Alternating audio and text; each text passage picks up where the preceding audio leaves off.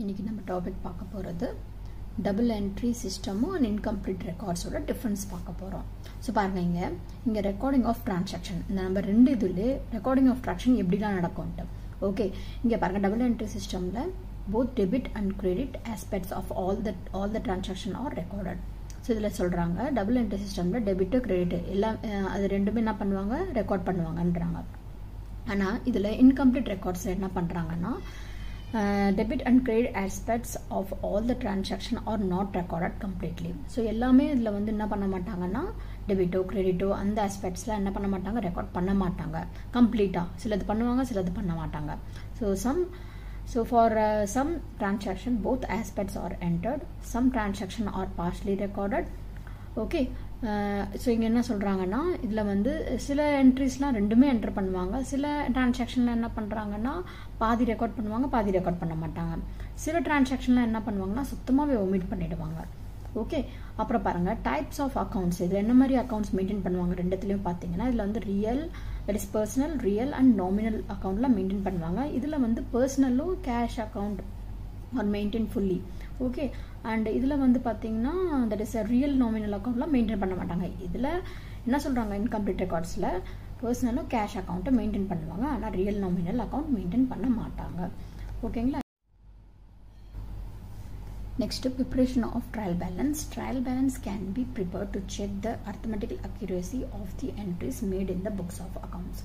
So இதில் வந்து என்ன பண்ணுறாங்கன்னா ட்ரையல் பேலன்ஸ் ப்ரிப்பேர் பண்ணுறாங்க டபுள் என்ட்ரி சிஸ்டமில். ஏன் ப்ரிப்பேர் பண்ணுறாங்கன்னா சின்ன சின்ன வந்து அமௌண்ட்டில் கூட நம்ம என்ன பண்ணலாம் identify, that is exchange amount கூட இல்லை எதுவுமே விட்டு வைக்க மாட்டாங்க, எல்லாமே கரெக்டாக என்ட்ரிஸ்லாம் கரெக்டாக இருக்கும். பட் இதில் என்ன இருக்குன்னா it is difficult to prepare the trial balance to check arithmetic accuracy of entries made in the books of accounts as the accounts are incomplete. But இதில் நம்ம வந்து ட்ரையல் பேலன்ஸ் ப்ரிப்பேர் பண்ண முடியாது. ஏன்னா எல்லாமே அக்கௌண்ட்ஸ் எப்படி இருக்குது, டிரான்சாக்ஷன்லாம் என்னவா இருக்குது, இன்கம்ப்ளீட்டாக இருக்குது. மீன்ஸ் அதில் எல்லாமே ப்ராப்பராக அதில் வந்து எதுவுமே என்ட்ரிஸ் வந்து ப்ராப்பராக இருக்காது.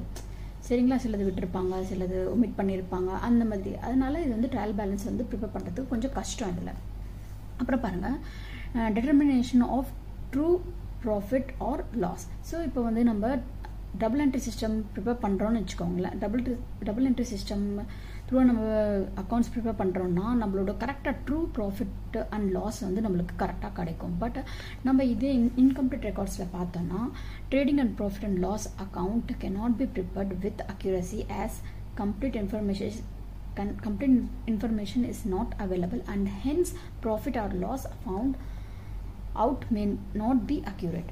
ஓகேவா. ஸோ இதில் வந்து இன்ஃபர்மேஷன் இன்கம்ப்ளீட்டாக இருக்கிறதால நம்ம என்ன பண்ண முடியாது, கரெக்டாக ப்ராஃபிட்டோ இல்லை லாஸோ நம்மளால் அது கண்டுபிடிக்க முடியாது.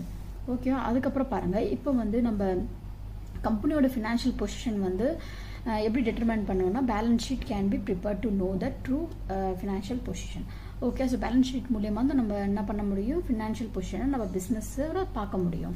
பட் இதில் என்ன இருக்குன்னா balance sheet cannot be prepared with the accuracy and true financial position cannot be ascertained. Okay, so நம்மளால் இந்த இடத்துல பார்த்தீங்கன்னா இன்கம்ப்ளீட் ரெக்கார்ட்ஸில் பார்த்தீங்கன்னா நம்மளால் கரெக்டாக ஃபினான்ஷியல் பொசிஷன் பிஸ்னஸோட என்ன ஃபினான்ஷியல் பொசிஷன் நம்மளுக்கு சொல்ல முடியாது, அது பேலன்ஸ் ஷீட்டே ப்ரிப்பேர் பண்ண முடியாது இதில். ஓகேவா. as the asset and liabilities are just estimated and incomplete.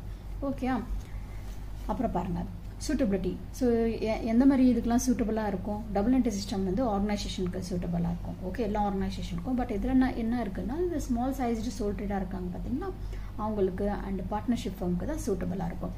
அப்புறம் வந்து ரிலையபிலிட்டின்னு என்னது, ட்ரஸ்ட் பண்ண முடியுமா பாருங்கள். It is reliable since it is the scientific system. இப்போ டபுள் என்ட்ரி ஒரு ஆர்கனைசேஷன் வந்து ஓகே அவங்க என்ன பண்ணுறாங்க, சயின்டிஃபிக் சிஸ்டம் அக்கார்டிங்காக அவங்க என்ன பண்ணுறாங்கன்னா அக்கௌண்ட்ஸ்லாம் ப்ரிப்பேர் பண்ணுறாங்க.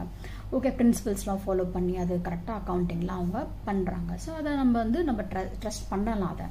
ஓகே, பட் இங்கே வந்து இது வந்து நம்ம ட்ரஸ்ட் பண்ண முடியாது. ஏன்னா it is not reliable since it is unscientific. Okay, acceptability. So யாரெல்லாம் வந்து அக்செப்ட் பண்ணுவாங்கன்னா இதை வந்து பார்த்தீங்கன்னா இந்த மாதிரி ஆர்கனைசேஷன் யார் டபுள் என்ட்ரி சிஸ்டம் ஃபாலோ பண்ணி அவங்க ஒழுங்காக ப்ராப்பர் பண்ணுறாங்களோ அவங்க வந்து அவங்களோட accounting records are acceptable to all users including tax authorities and financial institution கூட. சரிங்களா. அதுக்கப்புறம் பாருங்கள் இன்கம்ப்ளீட் ரெக்கார்ட்ஸ் மெயின்டைன் பண்ணுறவங்களாம் அவங்க யாரை அக்செப்ட் வந்து பண்ண மாட்டாங்க இந்த டேக்ஸ் அத்தாரிட்டிஸ்லாம் யாரும் அக்செப்ட் பண்ண மாட்டாங்க. Accounting records may not be acceptable to the all users. ஓகேவா? ரொம்ப சிம்பிள், ரொம்ப ஈஸி. ஓகே, அவ்வளோதாம்மா. அந்த